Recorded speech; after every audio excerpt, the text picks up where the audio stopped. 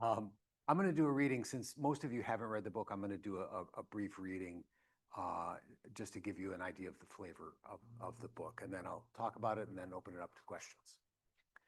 So uh, the book is about a photojournalist named Ethan McGuire who's working on a story about radical racists and neo-Nazis in upstate New York. The scene I'm about to read is kind of a pivotal moment early in the book where Ethan is in the back of a Ryder truck on the way to an anti-gay rally. And just in case anyone has a problem with it, there's some uh, anti-gay language used and some cursing. So if you don't like hearing F-bombs, plug your ears. So Ethan brought up the Nikon with the telephoto zoom lens and filled the viewfinder with Jim's sleeping face. He looks so sleeping until Ethan zoomed out a little to show the swastika pinned to his jacket. Yes. He quickly shot several frames, hoping the movement of the truck would allow at least one sharp image. He stopped only when the brakes were jammed on, and he and everyone else was thrown toward the front of the truck. What the fuck? Someone across from me shouted. Ethan tried to push himself off the skinhead on his left, but he had to wait until the person on top of him moved. The smell was nearly overpowering in the close proximity. Everyone untangled and sat up muttering and swearing. An NPA member named Vince stood and looked out the narrow opening that formed a passageway between the cargo area and the cab. What's going on? What the hell was that? Friggin' Kevin's trying to get us all killed in a crash, that's what. I don't feel so good. You better not puke on me, asshole. Shut up! It was Stompin' Steve. When everyone had quieted,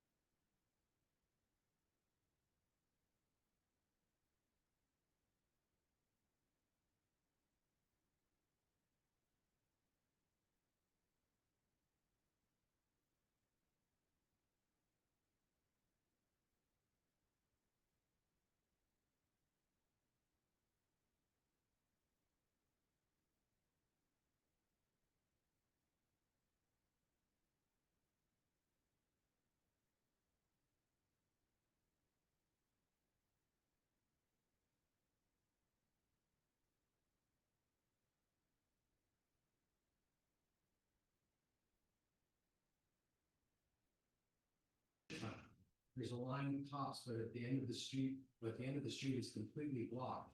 I can just see one end of the park across from the courthouse, and it's covered with people. And I don't think they're our pals, so the odds aren't looking real good. Suddenly the truck stopped straight. Steve turned and said, "What?"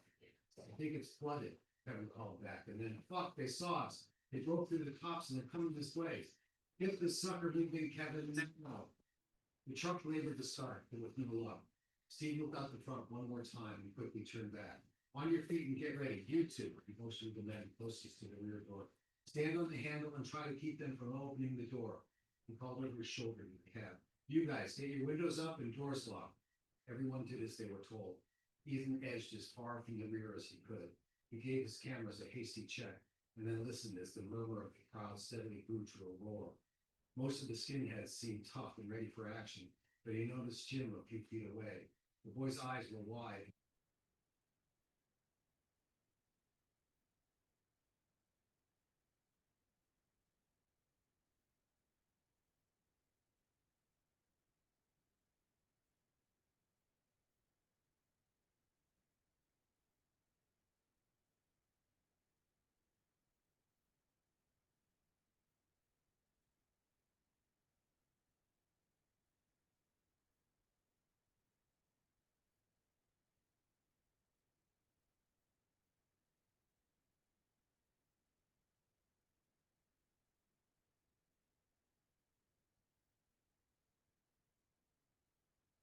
KKK, go away. KKK, go away. Someone outside began pounding on the truck in time to the chant, and within moments it sounded like everyone who could reach the sides was pounding too. Boom, boom, boom, boom, boom, boom. KKK, go away. KKK, go away. It was deafening, like being inside a giant bass drum. The thin metal walls of the truck amplified the beating, and Ethan could feel the horrible reverberation in his chest. Everyone moved toward the center of the bed as if the walls could come crashing in on them at any second. The two holding the rear gate down were fighting the door as people outside tried to raise it. Suddenly, the pounding stopped, and Ethan felt the truck moving. The crowd was so loud he hadn't heard the engine start, but how could they get through the mob without running into one over? Maybe if Kevin went slowly enough, they'd let the truck pass. Surely the police would be able to get there and see to their safety. And he realized it wasn't forward motion he felt. The truck was swinging side to side. The chanting changed to over, over, over. They were trying to turn the truck on its side. Ethan didn't think it could be done, but with this many people, it was impossible to know for sure. Everyone inside moved away from the center and put their hands against the sides to steady themselves. It was like trying to stand in a boat on choppy seas, back and forth, the truck rocked, gaining momentum every time. Ethan saw the men holding the door down lose their balance and fall. The door rose and blinded them with brilliant sunlight. So that's kind of how the book opens, is with this event. But some of the things, if you get the book and read, some of these things actually happen. In fact, some of the conversations are taken virtually verbatim from my memories of conversation. In the early 90s, I had seen a story in a local Rochester, New York weekly newspaper about a guy who had been sentenced for 5 years in Attica prison, which the maximum was in a notorious one, not far from Rochester. And really interested, he was described as being a member of a skinhead group, and I hadn't been aware of any skinheads or any organized racist groups in New York State at all. My thought was that those things only happened in the South. And so I was intrigued, and I went to Attica and met with this guy. And he was affiliated with a skinhead group in Pennsylvania called the NPA, the Nationalist Party of America. Hey, good. And he gave me as much information as he could. This was the early 90s, and there wasn't easy internet access to information and people's contact information and so on. So it took me a few months, but eventually I was able to get in touch with this skinhead group, and they invited me to come visit them in a North Philadelphia suburb. And I went and to a house that was boarded up in this kind of, sketchy area of North Philadelphia, and knocked on the door, and the guy who opened it had an AR-15, and they let me in. And the first thing I saw was their fearless leader sitting behind a desk that was covered in bullets, like a mountain of bullets, and he was loading them into the clips for his AR-15. So I started photographing these guys, and eventually they invited me to a gathering of racist groups in Macungie, Pennsylvania. At the time, it was the East Coast headquarters of Aryan Nations. And for those of you who may not be aware, Aryan Nations was the most venomous racist group in America. They made the Klan look like amateurs. They were not nice people. They were headquartered in Hayden Lake, Idaho, and they had quite a history. So I started going to their compound in Macungie as often as I could, for weekends sometimes, and started photographing these people. I can show you some of the photographs. Let's see here.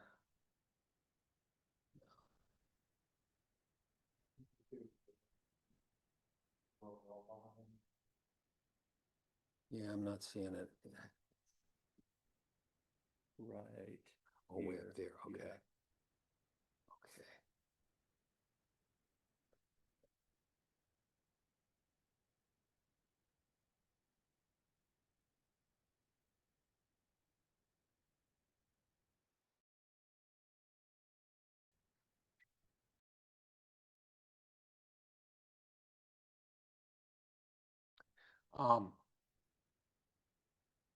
This is the skinhead group that that I told you about.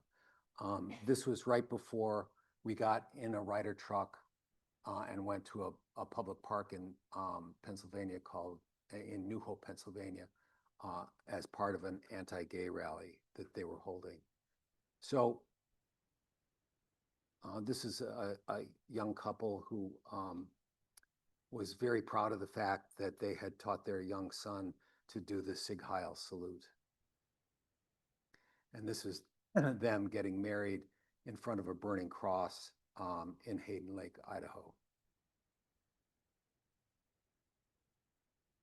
This was before another rally where the skinheads were outnumbered roughly 1,000 to 1, 500 to 1. There was like 10 of them and 2,000 demonstrators, whatever those numbers are. And this is them getting ready for the demonstration in a hotel room.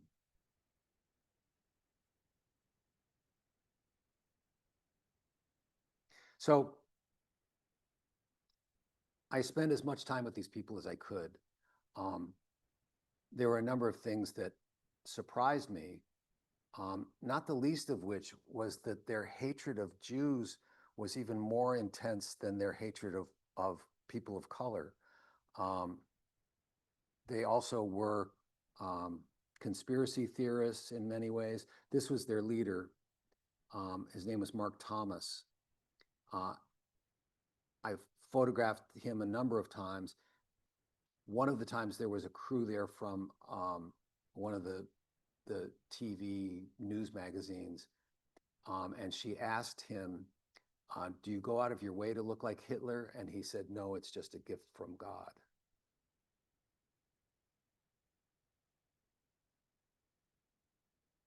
This was at the rally that I went to in the back of the truck.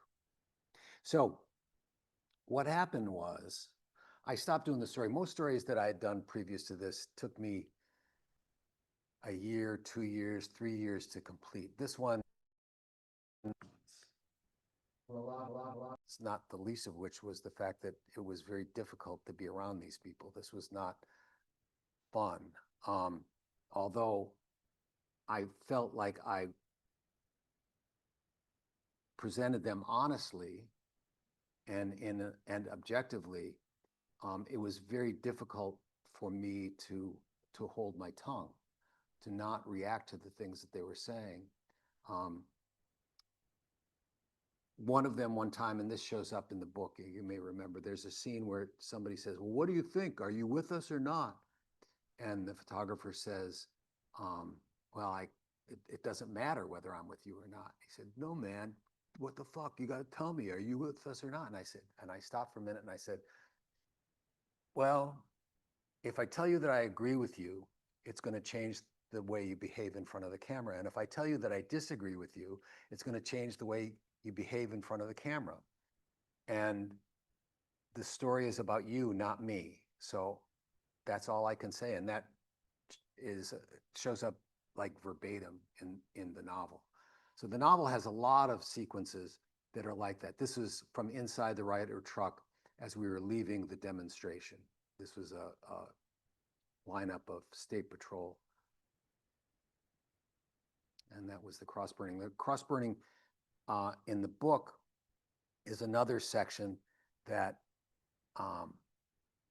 I talk about almost verbatim, and it's a very strange thing. It was a very strange experience because um, it was not this hideous anti-Semitic racist scree. It was all about family and honor and security and all of these kind of glowing amorphous positive words that they were reciting and chanting as they walked around this grotesque symbol, the symbol that has come to to mean hate in all of our minds.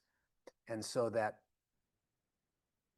disparity between um, the positivity of the words and the grotesqueness of the symbol was really powerful. And that's something that shows up in the book a fair amount. Was the photographer is he's drawn to the compound of this other group, not skinheads, but this group that's kind of patterned after Aryan nations, where people, they live off the grid, they grow their own food, um, they don't allow kids to have electronics. It's this very positive place that then is also steeped in racist ideology and anti-Semitic ideology, and they're, to say brainwash,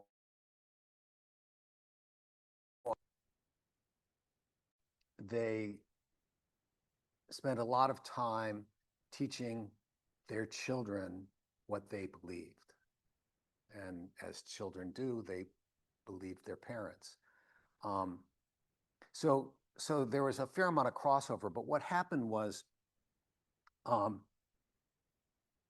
in I was done with the story by 1994, and in about 1997, I read a story about some of these people, and they had been arrested for robbing 22 banks in the Midwest. Um, I didn't know all of the people that had been arrested, but I knew like 3 of the 6. And there's a good chance that they may have started robbing banks when I was hanging out at their compound. And I started thinking, damn, you know, it made my family even, more um, uh, convinced that, getting away from them was a good idea. Um, and so I started to think about, there must be a story there. There must be a story. And so I did a nonfiction treatment. Um, I wrote about 50 or 100 pages, and I sent it to a few agents, and most of whom said things like, we're not really interested in these guys, but you can write. Do you have any other ideas? And I said, sure, I do. And I said, um, how about a thriller? And so in 1999 or 2000, I started turning my experiences with these people into a thriller. And so um, I created this character named Ethan McGuire, who oddly enough looks a lot like me. Um, uh, and I started using a lot of the events that I had experienced with these people and a lot of the conversations that I had with these people. Um, and whenever it got dull, I just started lying. And that's what you can do. What you can do with fiction is you can take a story that's like, and make it really exciting. And so there are, certainly many parts of this story uh, are are they're inspired by what happened to me. In some cases, they are a virtual recitation of what happened to me, and in some cases, they are completely invented. Um, I found in writing, I've heard this by hearing uh, other writers talk, is that sometimes characters um, just appear. And I found that to be true, that I'd be writing along and all of a sudden there's this person I hadn't thought about, I hadn't planned on, and they just appeared in the narrative and became an important part of the story. It took me about 25 years for this to finally come to fruition. I wrote, probably 100 pages, and then we moved from Rochester to Atlanta in 2008. And I kind of put it down because I was busy trying to learn how to be a college professor and learn how to live in the South and all of that. And then I started going to the Hambidge Center for the Arts. Is anybody not familiar with Hambidge? Everybody knows what Hambidge is? No, it's a residency center in the North Georgia mountains. And I was lucky enough to be able to go there, and you're pretty isolated. There's no cell phone coverage. There's no TV coverage. That you have a landline in your room and your cabin, and you're isolated. And I found that I could actually write when I was isolated. And so going to Hambidge really got me writing again. And the story went through a number of iterations before it finally got into the more or less the form that it is now. So I found the comparison, some people have said, well, what about photography? How do you feel about that compared to writing? And to me, I mean, I was a working photographer for 25, 30 years. And photography in many ways is really easy. It's not hard, at least for me, to make a good picture. Writing is really hard. It's really hard. And it's a totally different experience from photography. For me, because I'm primarily a people photographer, photography is a social event. It's the way I connect with people, and it's about spontaneity, and it's about almost a dance, the dance that I would do with the people that I photographed. And writing is so solitary, man. It's nothing but you and that computer, and it's really, really hard. And as a result, for me, it's also really not fun. But the results of writing are so exciting. The results, when I get something down on paper that I think is good, it's really very, very cool. And that's why I write and why I will continue to write. The plan for this book is to have it be the first of a series. This one takes place in 2010. I updated it when I originally started writing. It was still film days, and when I went back to writing it, it was digital days. And so I felt like I needed to write something a little more current. So it takes place in 2010. But the next one takes place in a spiritualist community south of Buffalo, based on the Lilydale community. It's called Cedardale in the book, and the photographer goes there to do a story, and chaos ensues, of course, because it's a thriller. But instead of being having politics at its basis like Shooting at Shadows does, it has sort of otherworldly concerns and life questions at its core. One of the things some writing teacher somewhere said is, when you describe your book, you say what it's about. And so Shooting at Shadows is about a photographer that gets mixed up with a group of neo-Nazi bank robbers. But then you have to follow that with, but what it's really about, and I hope that Shadows, what it's really about is about ethics and morals, and the ethics that the photographer struggles with, because he does some things that are pretty questionable in the course of creating the story. And it's about the moral dilemma of photographing groups or individuals or events that are not good, that are really not positive, that are negative in so many different ways. And do you need to do that because it brings something to light that needs to be exposed? Or on the other hand, are you giving people publicity who don't deserve the publicity? And that's something that I struggled with then, and I still think about today. One of the things about dealing with these groups is that they told me very specifically, that I was the only journalist who had ever come around that didn't make them nervous. And it wasn't because I told them that I agreed with them, because I certainly didn't do that. But I did listen. I asked them questions and I listened to their answers respectfully. And that's not an easy thing to do.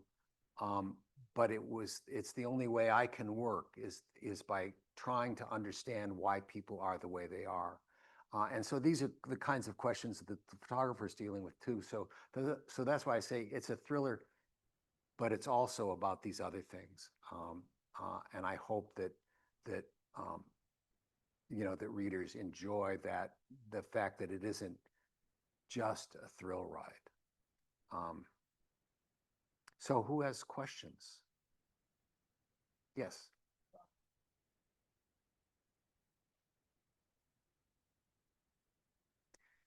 Yes. The first time I went to the skinheads, and I told you I saw them sitting there with this pile of bullets, I was sitting on a threadbare couch, and I noticed that every time there was a knock on the door, everybody grabbed their guns before they opened the door. And I remembered thinking, there was this couch, and I was sitting on the end of it, and then there was a space that was like 1.5 feet wide. And then there was a large metal filing cabinet. And I remember thinking, if I hear a gunshot, I think I can fit in that space. Now, that said, I also think that they were performing for me, that they were being tough guys, and they wanted me to be aware of that. So the threat to me was probably short-lived. When I was in the back of the truck and I could hear rocks and sticks being thrown against the side of the truck, I don't know that I felt that my life was at risk, but I felt that my health was at risk. They were not nice people. These were not good people. And so it was difficult to be around and not feel threatened. Yeah. Yes. You mentioned that answer you gave back verbatim. Did you think that you would be asked that at some point? Because that was a really good answer. I agree. And no, it was completely improvised. That was one of those where I didn't have to say later, I wish I had said, what I should have said was, that was one of those times that the right thing just came out. Yeah. And I was very grateful for that. Yes. What was the transition or the idea that sparked you to start writing the book from the photography? Well, I went to an event to hear an anti-racist named Floyd Cochran speak, and he had left Aryan Nations. And so I went up to talk. I heard him give his talk, and because he would travel around and give these anti-racist speeches. And I went up to talk to him after, because he had been in Aryan Nations and we knew some of the same people. So I said, did you know Mark Thomas? Did you know this person? Did you know that person? And it had been a few years since I had completed the story, but they were still in the movement. He was not. And he said to me, I think I ought to write a book about my life, because I left. I was one of the people that left. Do you know anybody that could help me write that? And I said, yes, I do. Because I hadn't written a lot, but I was really interested in writing. So it was kind of always in you. You felt the writing. Yeah. That's a good. Was it always in me? Storytelling. I didn't know you had a writing side too. Yeah. Storytelling was always important to me. So whether it was face to face with somebody or with my pictures, storytelling was a part of me. Writing was not an important part of my practice. But then when I started this, I said to this guy, this Floyd Cochran guy, I went and spent a weekend at his house in Pennsylvania. I did like 8 hours of interviews, and I wrote this 50 or 100 pages. I thought, well, that's kind of interesting. And then when I sent it to an agent and they said, you know, you can write, Yeah. I said, well, maybe I should believe them. And to now where it's the point where writing is much more important to me than photography. After decades in photography, the writing has kind of taken over. Yeah. It's interesting. Who else? Yes. Well, I did that with Late Harvest. Late Harvest has, which, you know, and I did it with the second book as well. And in the second book, I felt like the stories that I told, the second book is about Appalachia, not specifically the Deep South. And, but it's the same kind of format where it's a combination of kind of landscapes and architecture and portraits. And the portraits are accompanied by stories that I tell about the people. And I felt like between the two books, by the time I got to the second book, the stories got much better. Right now, I don't have any immediate plans for doing photographs and writing, although I have a story, an idea for a photo story kind of rattling around. And my guess is that if I do more photographs, there will be writing involved. That's my guess, but I don't know until I do it. First, I want to get the second novel done. The second novel is called Framing the Mist. And it's the same character. Same character. Yep. Are there 5 years earlier. Are there any other bodies of your photography work that might inspire Well, future writing projects? yeah, I mean, the second book is inspired by a story that I did on Lilydale. Okay. So yeah, I think that, you know, there's another one, possible third one is about a cult that's based on the 12 tribes, which was a group that I was meeting with, and I never actually did any photographs, but I think that my tendency will be to create novels that are based on stories that I did. I did a story when I was here in Atlanta on professional dominatrixes and men and women in the S&M lifestyle. And so I've been thinking about a book in the series that's about that there's a murder, a suspicious death in a S&M dungeon. And so I would certainly use my experiences with those people to do that. So yeah, my guess is that follow-up books will be based on stories that I've done. Did you have a story, a question? I thought I saw you. Yeah.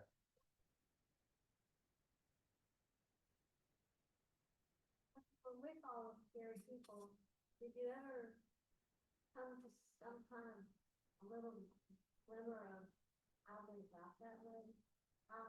Like when their grandparents that way, somehow did you go so far back that you figured out that it just is so strong within the family, or just... I think there's a lot of different answers to that question. I think with some of the younger people, they were driven by a need to belong to something, and they were kind of outcasts. And so these groups would be very welcoming to them. And so, and in fact, there's a conversation in the book that takes place between some of the leaders of various racist groups that have come together for sort of a summit meeting. And they talk about the importance of giving them a stable family-like experience. And that's a conversation that I listen to in person. So I think it can be family. I think it can be the need, you know, as we see in American culture today, the need to other someone. You know, right now, the government is othering immigrants. we certainly, as a culture, have a history of othering, gay people, othering Jews, othering Black people, othering, and so I think that need to other can be the basis for some of it. And as you suggest, I think that sometimes it's family, there's a million different reasons. There's a lot of different reasons. Anyone who's ever lost a job who is convinced that they lost their job because of affirmative action is a prime recruiting challenge for groups like this. So I think there's many, many different reasons. None of them good, but all of them real. Yes.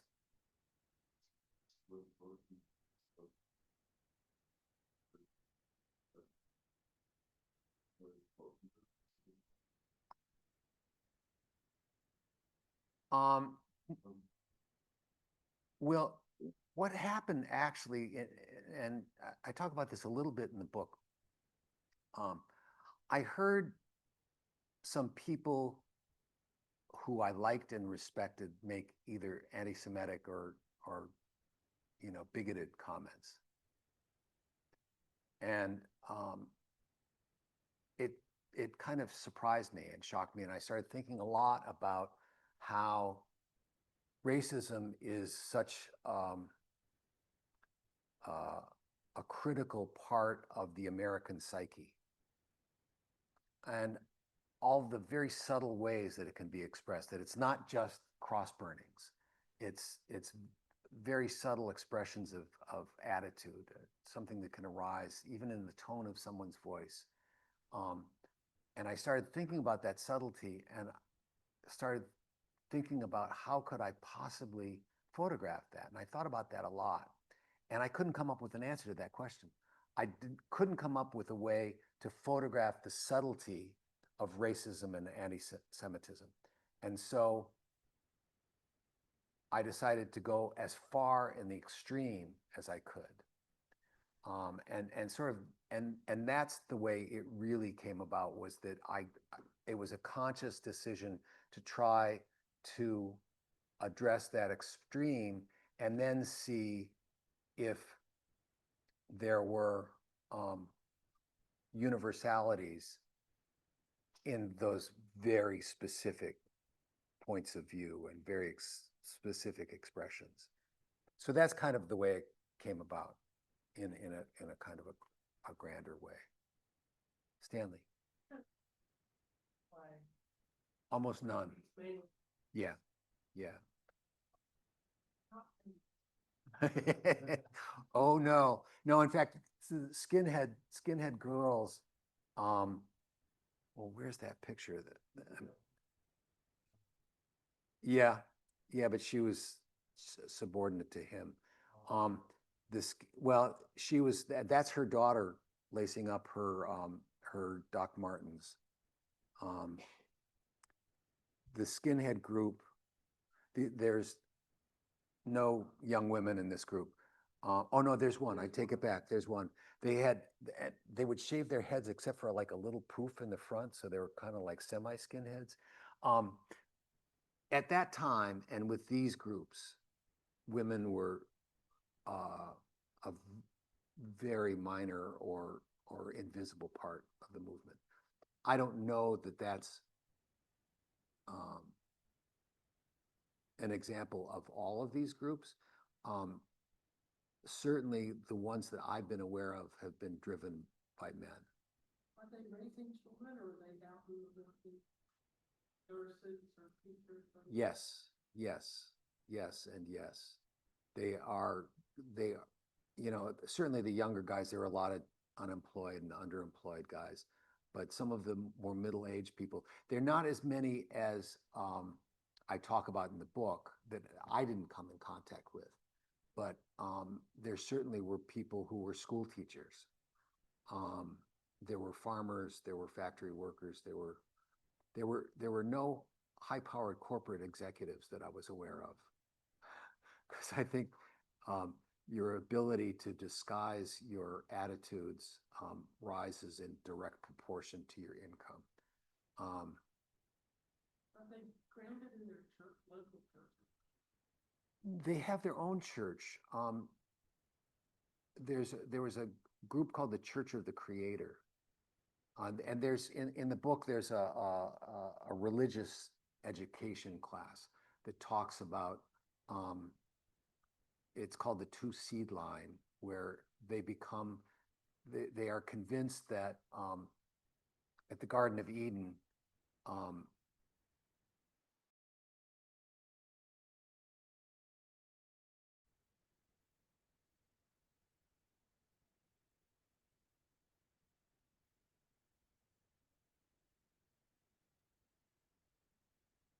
entire ideology.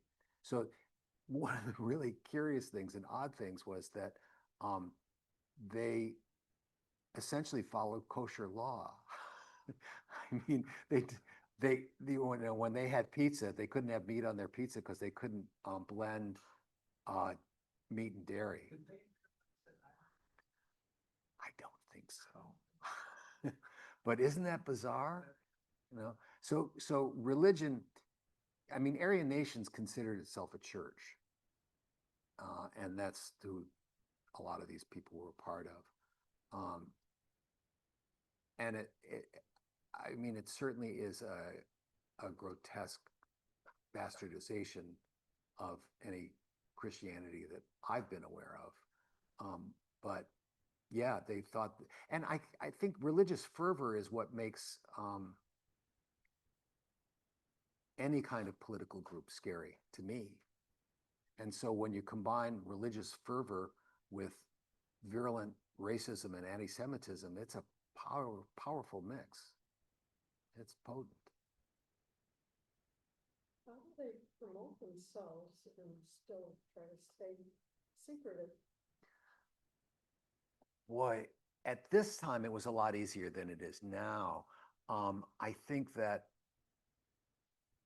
now, like any group that is trying to be relevant, they have to have an online presence, and they've gotten very sophisticated in their online presence.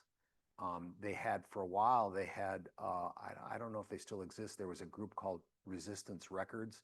There was a whole underground of kind of punk, speed metal, rock bands that were racist rock bands.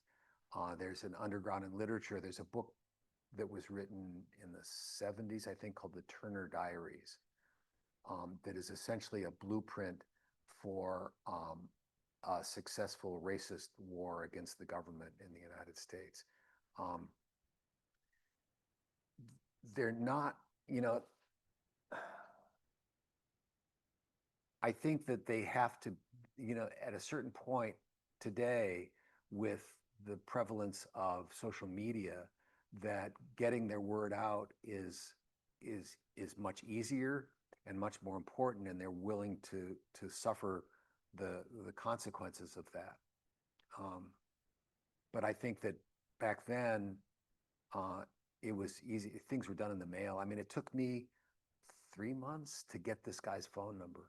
There was no email, he had no email presence. And I finally got his phone number from the Anti-Defamation League in Philadelphia, which, for those of you that don't know, it's a Jewish defense organization. It fights anti-Semitism. And so the fact that I got this phone number of this anti-Semitic group from a group that fights anti-Semitism, I also was an irony that they were never aware of, but I was. Yes. Said writing is a challenge, so I don't know if you work as an editor, but do you often, is it hard then when you feel like you've written something really cool or interesting to you, but then you realize at some point you really have to cut back? That's horrible. It's this book took so long to write that by the time I got to the end, I was less willing than I should have been to make changes. because it was like 25 years. Give me a break. I couldn't stay, I couldn't, I was done. The next book will only take a year or two, and I'll bring an editor in much earlier, and I am absolutely convinced it will be a much better book because I'll be working with an editor earlier. It's really hard. I mean, I I definitely had to throw whole sections away that they just didn't fit. I just, you know, you learn so much doing it. I had to think about pacing. I had to add things. It's a thriller. It can't just be this photographer musing about, you know, what's he going to do about this racist group or that race? It can't just be that. There has to be exciting action. I have to keep people. And so I had to go back through and rejigger where things happened in order to have action in action in action, and have them not be too far apart. So there's a lot of changes like that beta readers are also really important. Those are the people beta readers, the people you bring in to, friends, acquaintances, colleagues who can read what you've written and who you can trust to tell you the truth. At a certain point with this book, it's like I gave it to my kids and it's like, okay, it's done. I just want an attaboy. I don't want to hear about what's wrong with it. But if I ask them to really tell me the truth, and which I certainly need to hear a lot, they'll give me that too. But yeah, editors are essential. Absolutely. Off and on, years. Not nearly on enough. Near the end, the last couple of years. Yeah, I should have brought them in much earlier. I shouldn't have taken so damn long to finish it. Jesus Christ, writing 2 weeks a year. I should have figured out a way to make it part of my, daily routine. Get up 30 minutes earlier. I never did that. But now I'm retired from SCAD, so I can find the time easier. What's your wife feel about it? How does my wife feel about what I do?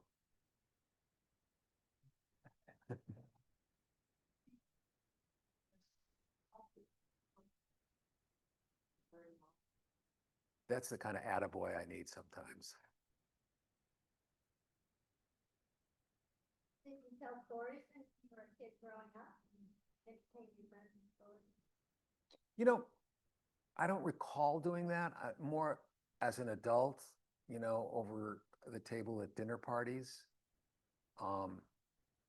I think it's safe to say I don't mind being the center of attention, and I also believe in never letting the truth get in the way of a good story. So I think it probably manifested more as an adult than as a kid. Yeah. Anybody else? Well, we've got some books for sale, and I would be happy to sign them for you. I've got Late Harvest here as well, and they're both being sold for way under retail, significantly discounted. So, David, do you need to wrap this up for the Zoom, or? No, just thank you very much for taking the time today to talk about both this project, and the new book. We really appreciate it. Thank you. My pleasure. Thank you.